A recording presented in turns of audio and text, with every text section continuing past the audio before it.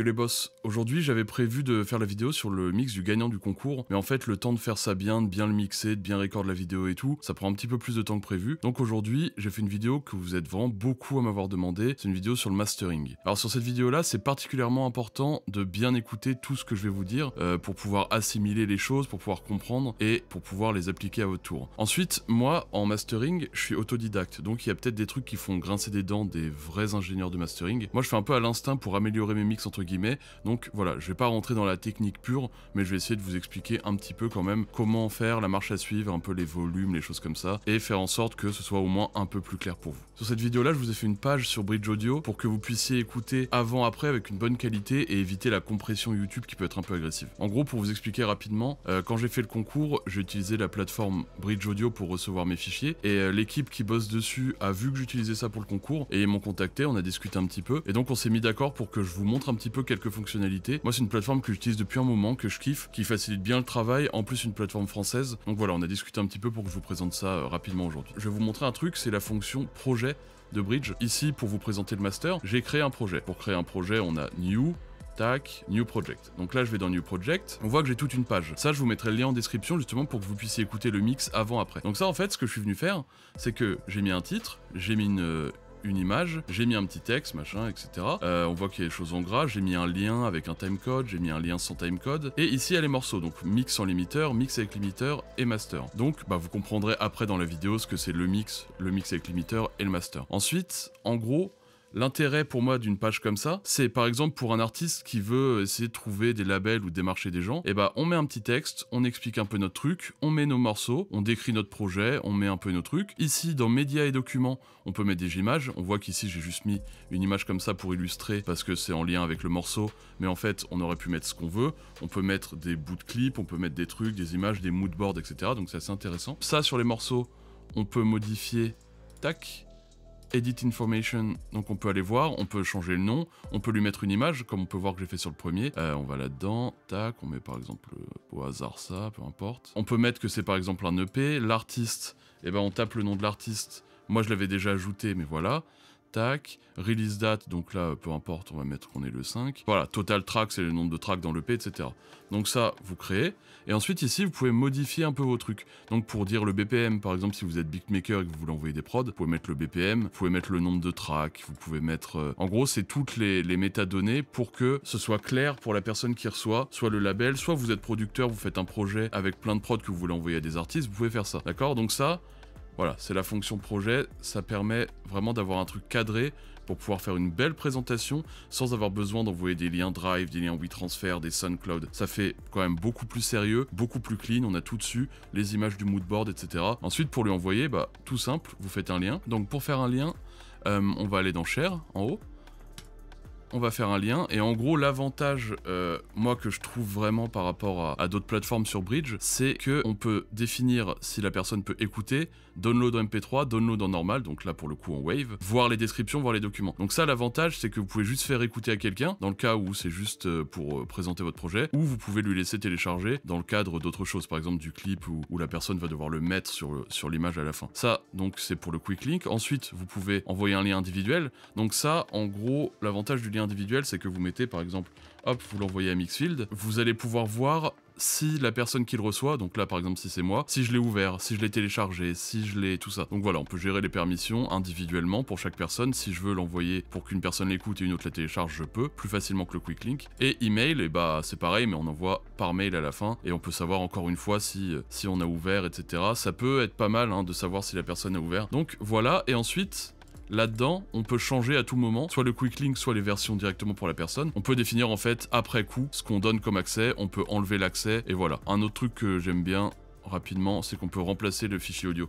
Si vous voyez qu'il y a un truc, en fait, vous l'avez envoyé, et finalement, entre-temps, vous avez changé un peu votre mix, vous remplacez le fichier audio, bam, vous balancez l'autre, ça change automatiquement sans changer le lien, et ça, je trouve ça super cool. Donc voilà, c'est une plateforme qui est gratos pour un certain nombre de gigas et de tracks, mais après, elle nécessite un abonnement. Donc j'ai discuté un petit peu avec eux. Moi, j'ai un lien de d'affiliation qui fait que vous avez 30% sur n'importe quel abonnement avec mon lien, et moi je récupère en échange une compensation financière quand même. Donc pour ceux que ça intéresse, allez checker ça. Je trouve que c'est vraiment le truc idéal pour faire des transferts de fichiers, pour envoyer des mix à écouter, pour présenter des projets à des labels, à des trucs. Ça c'est pour la fonction projet, mais il y a des fonctions librairie, inbox. Ça je vous expliquerai ça rapidement la semaine prochaine, mais pour l'instant c'est ça. Donc avec le lien que je vous mets en description, ceux que ça intéresse, vous pouvez avoir 30% de réduction. Donc voilà, n'hésitez pas à aller l'essayer. Et puis si vous voyez que ça vous sert et qu'à la fin votre stock de gigas et de morceaux sont remplis, et bah vous prenez un petit abonnement, il y a le lien dans la description.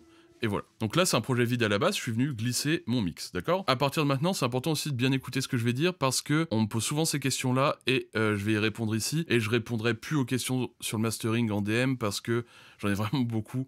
Et du coup, voilà, je préfère le dire clairement ici. Ce que j'ai fait quand j'ai fait mon mix, c'est que j'ai fait en sorte que la sortie soit à -6 dBFS, d'accord? -6. On peut être à -4, -5, etc. Moi, je trouve que -6, au moins on est sûr. D'accord? Pourquoi -6? Bah, d'une part, pour laisser de la marge au mastering si je veux ajouter des saturations, des trucs qui veulent augmenter mon volume, ou des EQ. C'est aussi suffisamment fort pour que t'aies pas à rajouter non plus trop de volume pour atteindre après un volume correct. Donc, -6, faut pas avoir peur parce qu'on se dit ça sonne pas fort, mais c'est un mix, c'est pas le master. Après, c'est le master qui va me rehausser mon volume et donner justement la norme Spotify, CD, etc. Comment je fais pour sortir un mix à -6? Donc, bah, quand je fais mon mix, si par exemple j'ai une prod en monobloc et des voix, je vais prendre ma prod et je vais essayer de faire en sorte qu'elle tape environ à -6. Quand je vais rajouter les voix, ça va relever un petit peu, mais globalement, on va rester dans ces zones-là, -5, -6. Ça, c'est une chose. Au moins, on est sûr de pas dépasser. Si on a une prod complète avec des voix, on va prendre notre élément le plus fort, souvent c'est kick bass, et on va essayer de mettre le kick bass vers -7, -6. Les deux ensemble tapent à peu près à ce volume-là, et ensuite, on va créer notre mix autour, et on va tomber dans des tranches qui sont quand même globalement plutôt correctes. Donc ça, c'est la première chose. Après, il y a le volume de sortie du master, ça, on y vient après. Je vais vous montrer, moi, la première chose que je fais. Déjà, premièrement, je vais venir ouvrir des analyseurs.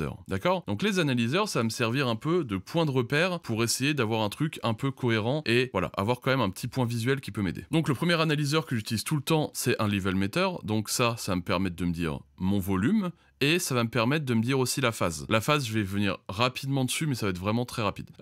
Ensuite, j'ai celui-ci, donc ADPTR, ça peut être l'insight. Moi, ce que je veux, en gros, ici, je me sers même pas de toutes les fonctions, je veux un peu ma loudness et ma dynamique. Donc ça, je vous explique après, plutôt vers la fin. Et ensuite, on a ça. Donc ça, c'est le tonal balance control. C'est un truc qui va un peu analyser la courbe et dire si je suis dans des normes à peu près. D'accord? Pour voir si j'ai pas ajouté trop de basses, ajouté trop de hautes fréquences, etc. Donc, bah, la première chose, c'est que j'ouvre mes analyseurs. Donc moi, en général, ce que j'aime bien faire, c'est me mettre sur la partie du refrain. Non, j'ai pas le temps pour toi, babe. C'est comment c'est la galère, wow. Connexion Paris-Palermo. Je fais que le game, j'ai la manette. Parce que c'est là qu'il y a tous les éléments et donc il va y avoir le maximum d'informations. Après, bien sûr, on fait une écoute globale, on équilibre des choses, mais voilà. Donc là, moi, je vais vous expliquer les choses de façon extrêmement simple. Ce que je veux, c'est que ça détruise pas vos mix parce que le master, ça peut vite mal tourner. Donc, moi, la première chose, c'est que je vais ouvrir une EQ. Donc, cette EQ-là, on voit qu'il n'y a pas grand-chose dessus parce que, en fait, moi, ça, c'est une EQ légèrement corrective, mais en général, je sais à peu près comment j'ai fait mon mix et j'évite d'avoir trop de choses à corriger par la suite. Mais quand même. Hop, on va supprimer tout ça. Donc, une EQ. Ici, je suis venu couper les infrabasses, tout ce qui a vraiment très très bas. Donc là, tout ce qui est aux alentours de 18-20 Hz. Parce qu'en fait, ça va me permettre de légèrement clarifier mon mix. Ça, je le fais quasiment à chaque fois parce que c'est difficile d'entendre vraiment les fréquences en dessous de ça. Et à part si votre morceau est passé vraiment dans des clubs, des trucs, des machins, et même ça peut avoir tendance à brouiller, ça voilà. Moi, en général, je les enlève quasiment à chaque fois. C'est peut-être pas une chose à faire forcément. C'est pour ça que je disais qu'il y a peut-être des ingés de mastering qui vont un peu, voilà. Une fois que j'ai fait ça, je vais voir un petit peu si j'ai des résonances. Donc moi ici j'ai trouvé une résonance qui me déplaisait un peu. Non, j'ai pas le temps pour toi, babe. C'est comment c'est la galère. Comment j'ai fait pour la trouver? Bah je suis venu faire comme d'habitude mon balayage. Non, j'ai pas le temps pour toi, babe. C'est comment c'est la galère. Wow, connexion Paris-Palermo. D'accord? En fait, je trouvais que c'était un peu agressif à certaines zones et je suis venu vraiment tout doucement le réduire à -1 dB en dynamique. Alors pourquoi j'ai fait ça? Vous voyez que là sur mes trucs, j'y suis allé vraiment léger. Faut vraiment pas y aller fort en mastering pour pas vraiment changer trop l'équilibre. On va voir par la suite, j'ai fait un petit truc exprès pour pouvoir vous montrer un truc en plus, mais c'est pas des trucs à faire dans une vraie séance de mastering. Donc là, pour l'instant, on est là-dessus. Donc on écoute. Non, j'ai pas le temps pour toi, babe. C'est comment c'est la galère. Wow, connexion Paris-Palermo. Je fais que le game, j'ai la manette. D'accord? Donc là, on va nettoyer un petit peu. Ici, moi, je suis venu élargir légèrement et booster cette zone-là. Parce que j'aime bien essayer de booster le bas mid légèrement. Et voilà, je suis venu légèrement ouvrir, on voit en stéréo ici, avec le Fab Filter. Mais ça, en fait, peu importe que j'ouvre en stéréo ou pas, c'est pour vous montrer qu'on peut donner un côté un peu voilà, on peut élargir un petit peu. Donc ça, c'est pour ma première EQ. Donc ici, j'aime bien, voilà, faire un peu de nettoyage, rééquilibrer un peu les choses. Ici, on voit que j'ai vraiment pas fait grand-chose. Ensuite, j'ai mis un petit compresseur. Donc, la compression au mastering, c'est assez important, mais il faut y faire attention pour pas tuer notre dynamique et pour pas surcompresser. Donc, ce qu'on a tendance à faire en général, c'est utiliser des ratios bas. Ici, j'ai utilisé un ratio de 2. D'accord? Donc, il y a un ratio bas qui va compresser peu, mais qui va compresser quand même. Ensuite, j'ai une attaque qui est de 25 millisecondes, un release à 125. En fait, il faut vraiment écouter ce qu'on veut, selon si on veut que notre morceau y pompe, selon si on veut garder des transientes, selon si on veut un truc bien glué. Voilà. Ici, j'ai fait ça à l'oreille. Ensuite, je suis venu sur des réglages comme ça. Mais ça, faut vraiment écouter, faut vraiment essayer de comprendre l'attaque et la release. Je prépare des trucs sur la compression où je vous expliquerai plus en détail tout ça, vraiment. Mais pour l'instant, voilà. Donc là, on voit... J'ai pas le temps pour toi, baby. C'est quand c'est la galère. Wow, connexion Paris, Palermo. Je fais que le game, j'ai la manette. Non, j'ai pas le temps pour toi, baby. C'est quand c'est la galère. Wow, connexion Paris, Palermo. Je fais que le game, j'ai la manette. Ça va me densifier mon signal, ça va me rendre le tout un peu plus glué et le tout un peu, voilà, tout sera un peu plus collé, tout sera un peu plus ensemble. Donc ça, c'est la compression. Elle n'est pas obligatoire lors du mastering, mais c'est quand même, je vous conseille de mettre une petite compression légère. On voit ici, je vais pas trop fort.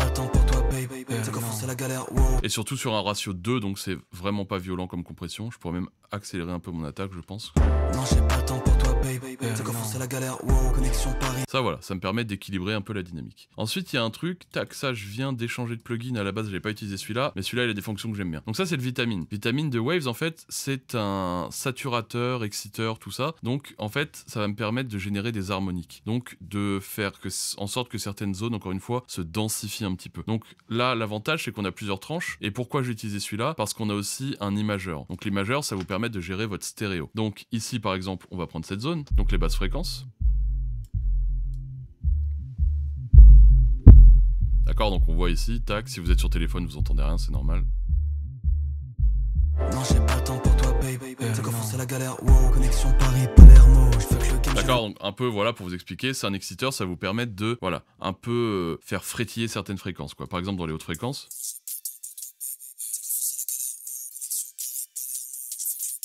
Sans vraiment ajouter avec un EQ, vous allez pouvoir booster certaines fréquences, donc il faut faire attention quand même à son équilibre. Moi en général, j'utilise moyen ça pour le master. Là j'ai voulu vous le montrer parce qu'il y avait la fonction imageur, donc qui va aussi... Donc là on a nos tranches de fréquences, et ça va nous permettre d'écarter certaines tranches. Par exemple, là, je suis comme ça. Cette zone-là, je veux la rendre stéréo à fond. Voilà, on entend directement, ça s'écarte. Et si je veux la rendre mono... D'accord, donc ça, encore une fois, il faut y aller léger. On est au mastering, on n'est pas en mix. Faut faire attention quand même, ça reste une partie créative, mais il faut faire attention quand même à pas faire n'importe quoi parce que ça va vite de tuer notre compatibilité mono. D'accord? Et c'est là qu'intervient ce truc-là, en fait, où on peut contrôler la phase. Donc on voit ici. Non, j'ai pas le temps pour toi, baby. C'est quand c'est la galère. Wow, si je mettais tout comme ça au max, non, j'ai pas le temps pour toi, baby. On voit que la phase, elle est un petit peu perturbée. Alors que si je le mets au minimum... Non, j'ai pas le temps pour toi, baby. D'accord, donc ça, en gros, moi la phase, j'aime bien m'en servir pour comprendre ma compatibilité mono, pour voir si je suis bien et que ça va bien sortir, et entre autres choses, mais j'aime bien m'en servir pour ça. Donc ça, on viendrait exciter légèrement, tac, booster un peu certaines fréquences pour avoir un rendu plus vivant, qui soit un peu plus brillant, soit un peu plus tout ça, pour avoir un truc un peu plus qui... Ça permet de générer quelques harmoniques sympas et d'élargir un peu le signal. Donc par exemple, tac, on vient élargir, donc on va écouter. Non, j'ai pas le temps pour toi, baby. C'est quand c'est la galère. Wow, connexion Paris, Palermo. Je fais que le game, j'ai la manette. Non, j'ai pas le temps pour toi, baby. C'est quand c'est la galère. Wow, connexion Paris, Palermo. Je fais que le game, j'ai la manette. Non, j'ai pas le temps pour toi. Non, j'ai pas le temps pour toi, baby. C'est quand c'est la galère. Wow, connexion Paris, Palermo. Je fais que le game, j'ai la manette. Non, j'ai pas le temps pour toi, baby. C'est quand c'est la galère. Wow, connexion Paris, Palermo. Je fais que le game, j'ai la manette. Non, j'ai pas le temps pour toi. Non, j'ai pas le temps pour toi, baby. C'est quand c'est la galère. Wow. Voilà, donc ça, j'aurais peut-être fait un petit truc comme ça. Donc on voit que les basses fréquences, je les ai laissées un peu plus mono. Ensuite, je suis venu écarter légèrement. Il y a des zones que j'ai laissées un peu plus mono encore. Donc voilà, pour avoir une espèce d'équilibre qui me plaît d'un point de vue stéréo. Là, je vous le fais rapidement. Évidemment, dans une vraie session de mastering, il faut une grosse concentration pour bien assimiler tous ces trucs-là. Donc ça, voilà. Sinon, à la place de ça, vous aurez pu prendre un Saturn, un J37 pour d'autres saturations un peu plus analogiques, etc. Mais pour ça, c'est ça. Ensuite, ici, je vais vous montrer un peu comment on sert de ce truc-là. Donc ce truc-là, c'est le contrôle tonal balance. On va lancer le son et on va voir comment on est dans l'équilibre. Non, j'ai pas le temps pour toi, baby. C'est quand c'est la galère. Wow, connexion Paris, Palermo. Je fais que le game, j'ai la manette. Non, j'ai pas le temps pour toi, baby. C'est quand c'est la galère. Wow, connexion Paris, Palermo. Donc là, c'est la courbe. On voit, il faut pas dépasser certaines zones si on veut être dans les normes. Ici, j'ai mis basse EV parce que souvent j'aime bien les grosses basses. Et globalement, il va falloir rester dans cette zone pour être dans les normes. Mais ça veut pas dire que vous pouvez pas dépasser la zone. Ça veut pas dire que vous devez être en plein centre et vous baser uniquement là-dessus. Ça, c'est un point de contrôle parce que des fois, on peut se dire, tiens, j'ai l'impression qu'il y a un peu trop de basse. Effectivement, si votre basse, on va le faire comme ça. Tac. Non, j'ai pas le temps pour toi, baby. C'est comment c'est la galère. Wow, connexion Paris, Palermo. Je fais que le game, j'ai la manette. Si votre basse elle arrive jusqu'en haut ici ou que vos hautes fréquences ils arrivent là, ouais c'est un peu problématique, donc ça permet un petit peu de se caler et d'avoir une idée un peu de la courbe qu'on veut et voir si on n'est pas complètement dans le faux. Moi j'aime bien utiliser ça quand même, ça me donne quand même un point de repère, j'utilise assez souvent. Avec ce truc là on peut aussi lancer des morceaux références pour voir si on est à peu près dans la même courbe, mais moi je me sers souvent du bass EV ou de certaines normes que j'ai de techno etc quand je veux mixer de l'électro. Donc ça c'est pour contrôler le mix. Donc ici sur notre piste principale on a d'abord cette EQ, puis cette compression, puis cet exciteur imageur. On pourrait s'arrêter là et passer au limiteur. Mais écoutez le mix. Non, j'ai pas le temps pour toi, baby. C'est comment c'est la galère. Wow, connexion Paris, Palermo. Je fais que le game, j'ai la manette. Je trouve ça un peu agressif dans certaines zones. Et là, on voit un EQ. Et là, les ingés de mastering vont peut-être m'en vouloir. Mais là, c'est de l'EQ un peu de réparation. Parce que je trouve ça un peu agressif. C'est un mix que j'ai fait il y a un petit moment maintenant. Et qui ne reflète pas mon niveau actuel de mix. Et donc, on entend quand même une agressivité. On entend certains défauts. En plus, c'était une prod en wave monobloc. Donc, j'avais aucun contrôle dessus. C'était un peu chaotique à faire comme mix. Mais je suis content du résultat. Cela dit, je trouve que les effets sont cool. Que la voix sort quand même bien. Mais il y a des trucs un peu qui m'agressent un peu fréquentiellement. Donc, on voit que, tac, déjà en bas, je trouve ça hyper brouillon. Donc, on écoute. Non, j'ai pas le temps pour toi, baby. C'est comment c'est la galère. Wow. Donc, par exemple, tac, on va faire ça.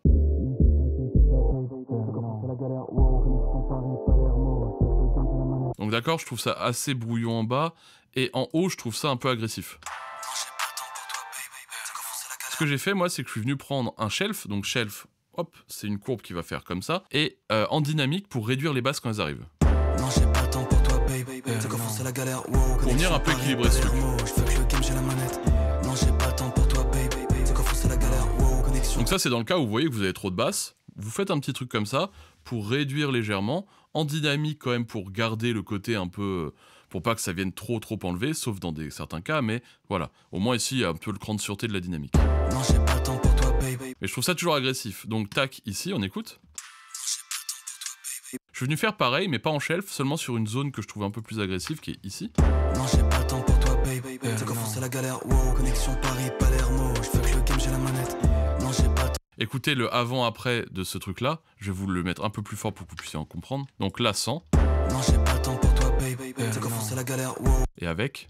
Non, j'ai pas le temps pour toi, baby. C'est comment c'est la galère. Wow, connexion Paris. D'accord, c'est beaucoup moins agressif. Alors, je dis que les ingés de mastering vont peut-être m'en vouloir, mais parce que j'y suis allé quand même fort sur le dynamique. Je connais pas les pratiques exactes de ça. Moi, encore une fois, je suis autodidacte, je fais à l'instinct. Je trouve que ça sonne mieux comme ça. Peut-être que c'est pas des choses qui se font, mais bon, tant que ça sonne mieux comme ça d'après moi, bah je me permets de le faire. Donc, ça, c'est vraiment quand vous avez un truc agressif, vous venez réduire un peu en dynamique. Encore une fois, on vient en dynamique, on vient pas trop agressif. Mais quand même, je suis venu prendre un -3. C'est assez important pour une session de mastering. Donc, on se rappelle EQ, compression, exciteur imageur. Et là, je suis venu faire un peu de réparation, mais ça, c'est pas nécessaire forcément. Si votre mix est bien fait, il n'y a pas forcément besoin. On se rappelle sur un mix à -6. Et maintenant, on va passer au limiteur. Donc le limiteur, je suis venu prendre un Fab Filter. Donc de base, on va lancer le preset de base. Hein. Tac, default setting. Voilà, de base, il arrive comme ça. Donc style moderne, en fait, style, c'est des façons de limiter différentes. Moi, je reste souvent en moderne. Attack release, là, on va les laisser normales pour montrer qu'en fait, on peut avoir des résultats sans avoir de grosses connaissances techniques. Juste, voilà, on utilise ça en normal. Moi, en général, j'ai des bons résultats en normal. Là, on peut voir que quand même, j'avais modifié un petit peu, mais là, on va laisser en normal. Ensuite, en out, on peut mettre -1, donc c'est le volume de sortie, c'est le volume que le limiteur ne va pas dépasser, d'accord? Si vous mettez -1 ici, ça va pas dépasser les -1. Donc, on va se mettre en -1 pour ça. Et ici, c'est le gain, donc c'est ce qui va me permettre de monter mon volume et de compresser. Donc, je vais vous montrer un exemple où je monte à fond, et après, on va descendre. Non, j'ai pas le temps pour toi, baby. C'est comment c'est la galère. Wow, connexion Paris, Palermo. D'accord, ça peut être extrêmement destructif pour un signal. Là, on voit des compressions, il faut bien se comprendre qu'un limiteur, c'est un compresseur très puissant. Donc là, voilà. Donc on va descendre, on va monter petit à petit. Non, j'ai pas le temps pour toi, baby. C'est comment c'est la galère. Wow, connexion Paris, Palermo. Je fais que le game, j'ai la manette. Non, j'ai pas le temps pour toi, baby. C'est comment c'est la galère. Wow, connexion Paris, Palermo. Je fais que le game, j'ai la manette. Non, j'ai pas le temps pour toi. Non, j'ai pas le temps pour toi, baby. Et c'est ici que peut intervenir hop, ce petit plugin qui va me dire un peu où j'en suis d'un point de vue loudness. Donc ici, on voit que c'est moins 14 et 10. Moi, je vais prendre une autre référence, par exemple hip-hop, J. Cole, on est à 10 et 10. Donc moins 10 dB à l'UFS, donc c'est le volume de perception. Moi, c'est ce que j'aime essayer d'atteindre. En général, Spotify nous dit moins 14, mais de toute façon, il y a une norme qui est faite. Si ça sonne bien à moins 10, ça redescend à moins 14, ça sonne toujours bien. Ça, aucun souci là-dessus. Moi, j'aime bien essayer de target le moins 10. Et ici, la dynamique, donc la dynamique, c'est la différence entre votre signal le plus faible et votre signal le plus fort, à 10 également. Donc ça, c'est quand même pas mal de dynamique. Vous pouvez vous permettre d'en avoir légèrement moins. Ça dépend des morceaux, en fait. Sur de l'électro, ça va être peut-être un peu moins dynamique que sur du jazz ou des choses comme ça. Mais voilà, si j'arrive à faire du 10-10, je suis quand même plutôt content en général. Mais encore une fois, c'est l'oreille qui prime. Ça, c'est des normes. Ce moins 10 là, c'est quand même un truc où c'est pas mal de l'atteindre, mais c'est l'oreille qui prime. Non, j'ai pas le temps pour toi, babe. C'est qu'en France, c'est la galère. Wow, connexion Paris, Palermo. Je fuck le game, j'ai la manette. Non, j'ai pas le temps pour toi, babe. C'est qu'en France, c'est la galère. Wow, connexion Paris, Palermo. Je fuck le game, j'ai la manette. Non, j'ai pas le temps pour toi. Non, j'ai pas le temps pour toi, babe. C'est qu'en France, c'est la galère. Wow, connexion Paris, Palermo. Je fuck le game, j'ai la manette. Non, j'ai pas le temps pour toi, babe. C'est qu'en France, c'est la galère. Wow, connexion Paris, Palermo. Je fuck le game, j'ai la manette. Non, j'ai pas le temps pour toi. Non, j'ai pas le temps pour toi, babe. Palermo. Je fuck le game, j'ai la manette. Non, j'ai pas le temps pour toi. Non, j'ai pas le temps pour toi, babe. C'est qu'en France, c'est la galère. Wow, connexion Paris, Palermo. Je fuck le game, j'ai la manette. Voilà, donc là ici je pense qu'on est pas trop mal, on voit qu'on est à peu près à moins 10 ici, moins 10 ici. Donc c'est un volume qui va être convenable si vous voulez le sortir sur des plateformes, etc., sur des CD, des trucs. Là on peut voir quand même que je suis venu augmenter pas mal mon volume et je suis pas allé non plus, comment dire, j'ai pas nécessité une grande technique ou tout ça. Alors évidemment ça peut être fait beaucoup mieux que ça. Là c'est vraiment pour la vidéo, pour vous expliquer pour ce truc là. Je suis pas non plus rentré dans des gros détails parce que je veux juste que vous compreniez le principe pour ceux qui sont plus débutants, pour ceux qui comprennent pas, ça vous permet d'augmenter un peu votre volume. On se rappelle, moins 6 dBFS, tac, je viens faire mes petits réglages, mes petits équilibres. Ici, si on avait voulu ajouter des hautes fréquences, on aurait pu. Si on avait voulu ajouter des basses, on aurait pu. Si on avait voulu enlever certaines fréquences qui sont ici, tac, sur le stéréo, on aurait pu. D'accord? Faut comprendre que là, je vous montre l'étape de façon simple, mais en vrai, ça peut être plus compliqué. Mais quand on n'est pas à l'aise, vaut mieux utiliser de façon simple. Compression, pareil, ratio bas, ça permet de réduire le risque d'erreur quand même. Ça, on voit que je suis pas monté trop parce que, encore une fois, c'est beaucoup d'ajouts. Donc, pour éviter de faire des erreurs, on va essayer de se limiter quand même. Faut pas aller trop fort parce que le mastering, c'est un peu, on vient vernir le son. On vient faire la dernière touche. C'est la cerise sur le gâteau, quoi. C'est le truc qui va raviver le truc et qui va le mettre, passer de tiens, c'est cool à tiens, ah ouais, ça sonne bien. Donc, voilà, ça c'est une chose. Et après, ici, mon truc de réparation un petit peu parce que j'avais des trucs agressifs sur mon mix. Donc, normalement, la semaine prochaine, on a la vidéo du mix du gagnant qui sort où je vais vous expliquer un petit peu. Je prendrai probablement le lead voix du couplet. C'est une voix assez frontale et tout. On l'a pas encore trouvé sur la chaîne. Donc ça va être pas mal. Et après, je pense que je vais commencer des mixer une voix comme machin, mixer une voix comme tel ou tel artiste. Je vais reprendre un petit peu ce concept. Et ensuite, voilà, j'essaierai de repasser sur d'autres vidéos un peu plus générales. Je vous rappelle encore une fois, vous avez mon code bridge dans la description. Ceux qui veulent aller checker ça, n'hésitez pas. Vous avez tous les liens, tous les codes. Vous avez 30% de réduction. Moi, j'ai une compensation. Donc je crois que c'est un des seuls codes bridge pour avoir des réductions. Donc c'est vraiment pas mal. Mais voilà, vous essayez-le avant. Voyez si ça peut vous servir. Voyez si le principe vous plaît. Moi, je trouve que ça centralise quand même pas mal le côté, il n'y a pas trop les inconvénients qui peut avoir un drive, mais il y a les avantages. Il y a les avantages de SoundCloud. Des fois, on met SoundCloud en privé, on envoie un morceau. Ça, je trouve ça super cool et je vous incite à l'utiliser. Moi, je l'utilise au quotidien. Il y a de plus en plus de gens qui l'utilisent et je trouve que c'est le truc le mieux foutu. Donc, ça me faisait plaisir de pouvoir vous en parler. En plus, une boîte française, donc voilà, parfait. Donc, merci de m'avoir écouté. On se retrouve la semaine prochaine. Si la vidéo t'a plu, que t'as appris des choses ou que ça t'a permis d'éclaircir des choses, tu peux mettre un pouce bleu, me suivre, c'est pas déjà fait. Là, il y a des belles choses qui se profilent pour moi d'un point de vue mix. Je vais avoir bientôt des trucs à vous montrer sur Insta. Donc voilà, merci à vous pour le soutien. Bye.